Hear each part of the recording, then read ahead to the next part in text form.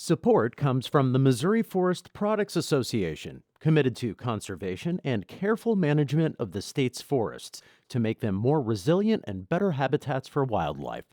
ChooseWood.com.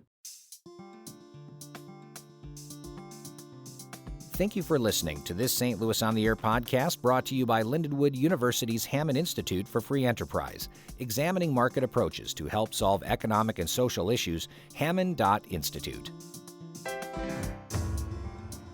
Welcome to St. Louis on the Air. I'm Don Marsh. Tonight, the big night on Dwayne "The Rock" Johnson's popular NBC show, The Titan Games. It's a program in which men and women compete in emotional and daunting physical challenges.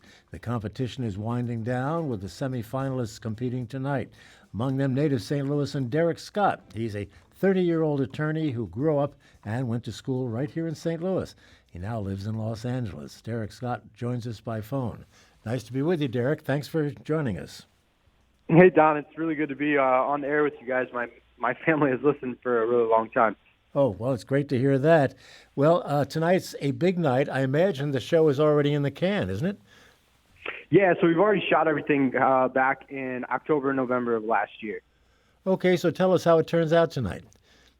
Yeah, so basically, yeah, I wish. Yeah, you're pretty much sworn to secrecy, I think, on things like this, are you not? Oh, yeah, big, huge confidentiality agreement that I can't say anything, basically. Sure. Can you tell us what your challenge is for this evening's show? Yeah, what's really neat is I woke up this morning and they released a teaser spoiler alert. So I run an event that's called the Lunar Eclipse, and essentially you go up 10 meters into the air, 33 feet. You have to climb this big, huge ladder that has rungs missing. And then 33 feet in the air, there's, in essence, a half moon. And the half moon has a wall on it. And you see in the teaser clip, I actually sprint into the wall.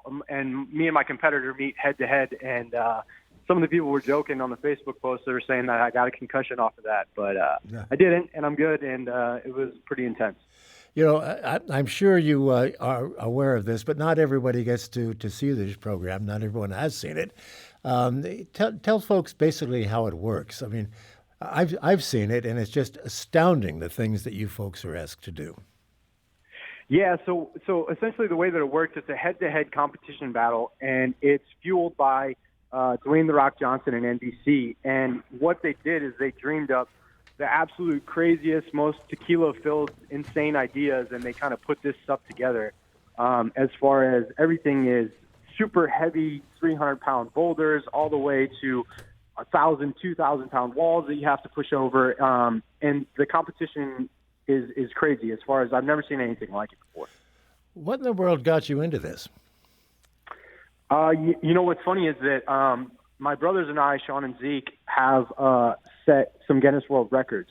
So because of that, the producers actually reached out to me and they said, hey, we think you'd be a great fit for this competition show, et cetera, et cetera. And then finally they say it's hosted by Dwayne "The Rock" Johnson. And I was like, you know, I'm in 100%. And it was just kind of, it fit well with who I am. I compete, I fight professionally for Shamrock FC right there in St. Louis. And it's just kind of part of who I am. I've done gymnastics my whole life. So it really fit well with me. What were the Guinness records that you hold? Yeah, so we hold the Guinness World Record for most Swiss ball backflips between two people in 1 minute. So it's basically backflips off of a yoga ball. Well, that sounds interesting. Most backflips, eh? Of course, your background is in gymnastics. Your parents are involved in gymnastics, and you've been at that since a very young age, as I understand it. Yeah, so my parents ran Scott's Gymnastics right there in St. Louis, and my father, my brother, my mother, and I all still coach from time to time at High Energy Gymnastics right there in Chesterfield, Missouri.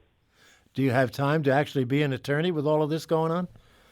You know, I try and fit it in, but I will say that I have very full days, to say the least. I'm also under the impression that much of what you've done over the last decade or so is a result of one of your brother's deaths, that he's been the inspiration for you. Yeah, so my brother passed away when we were all young, and we all struggled with that for a long time. And eventually I just kind of came to the conclusion that I was either going to kind of feel sorry for myself and be sad that I had lost a brother, or I was going to, honor his legacy and do something and live a life that he would be proud of. And I've tried to do the latter as much as I possibly can. I'm sure you'd be very proud of where you are right now. Tell us a little bit about working with The Rock. This guy has gotten an awful lot of publicity in the last couple of years, and a very popular guy. What's he like to work with? Yeah, so it's very well deserved, and he works extremely hard. And I'll say that when you're with him, he just seems like a normal, genuine person who loves to work out, loves to drink tequila, and loves to have really, really, really big cheat meals. And he couldn't be a better person to be around and work with. He calls this the show, part of the reason for its existence at all was to be a motivating factor in other people's lives. How does that work, and do you see it that way? Yeah, what's been really neat is that I've had so many people reach out to me and just say, I hadn't had the motivation. I wasn't going to do this. I was kind of settling with things in my life, and this show or what you've done or the stories have motivated me to try and live a better version and not leave anything on the table in my own life. And it's been amazing, the support that I've gotten. How about motivating audience? Is that part of what he's up to as well?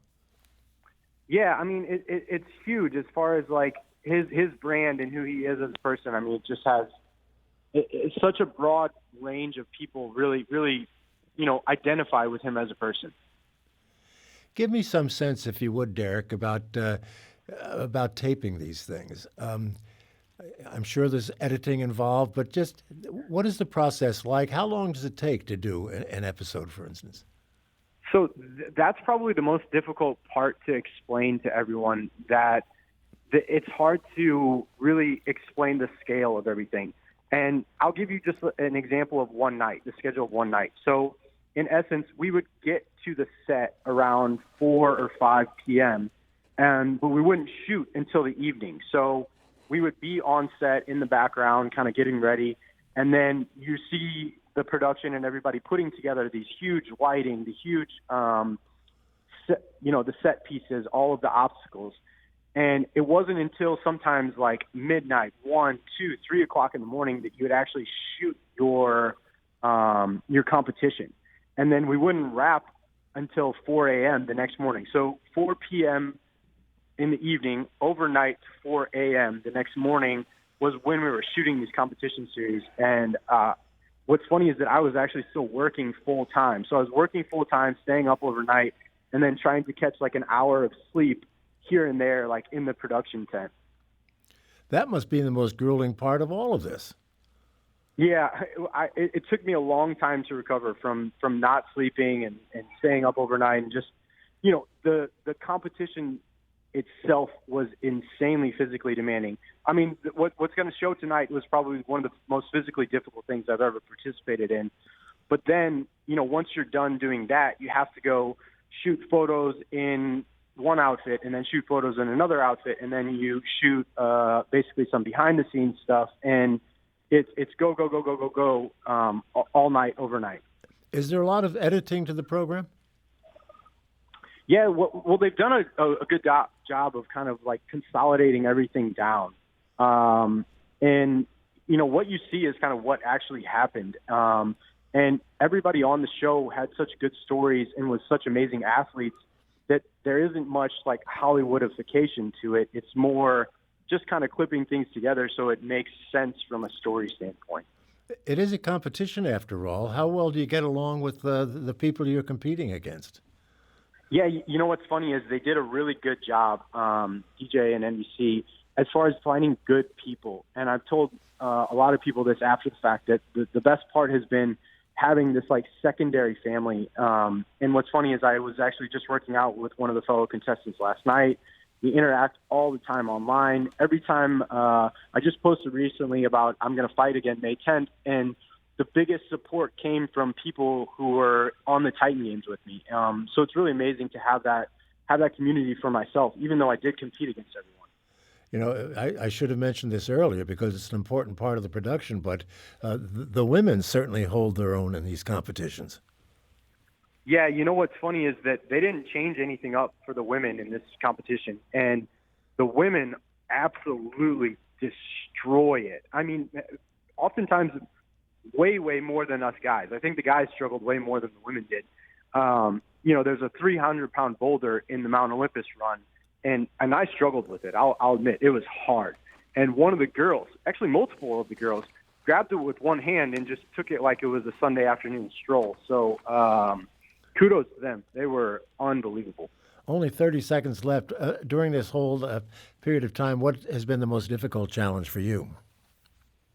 For me, just kind of balancing everything as far as, it's been a lot, not sleeping overnight, not being able to talk about what had happened. So it's really nice now that things are coming out and you can kind of talk about it now, and everyone can kind of see what I experienced and why it was so difficult.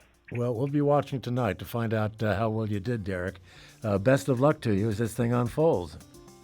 Yeah, thank you so much, Don. I really appreciate it. Titan Games tonight on NBC. This is St. Louis on the Air on St. Louis Public Radio, 90.7 KWMU.